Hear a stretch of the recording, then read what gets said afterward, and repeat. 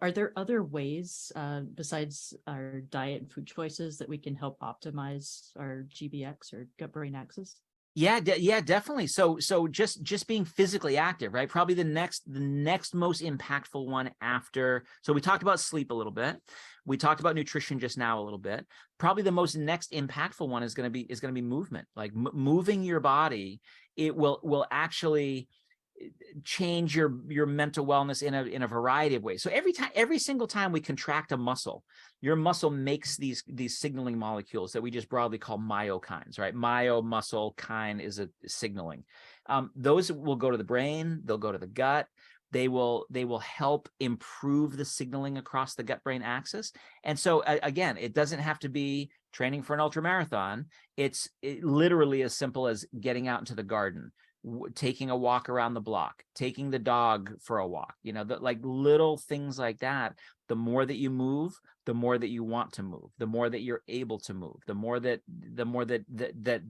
it like becomes a part of who you are. And I say this to people all the time, and I think you guys educate around this a little bit, that you want to try to become the kind of person who is an exerciser, or who is choosing a healthy diet, or who is thinking about their breathing, or who is getting a good night's sleep, right? The more you can start thinking of yourself as that kind of person, the more that it just becomes what you do, instead of something you're forcing yourself to do, right? Instead of saying, I hate exercise, but I'm going to force myself to work out anyway.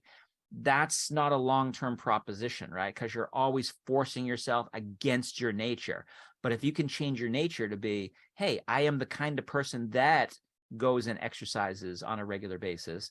It's a subtle psychological trick, but it's a very important one. So yeah, get out there and move. And then one of you said about light exposure, right? If you can do that exercise in the outdoors, that's even better, because now you have natural sunlight exposure. You're exposed to the sights and the smells and the air, and hopefully you can do it in a place that's like more of a natural setting, like a park or a forest or something like that. And then you get the benefit of the plants around you, and there's a whole body of positive psychology research now called nature therapy, right? Sometimes it's called green therapy when you're exposing yourself to, to forests and to parks, or blue therapy when you're exposing yourself to water, or yellow therapy when you're exposing yourself to sunlight. So get out there and get that exposure. That's how humans were designed to thrive and flourish, is to be out there in nature.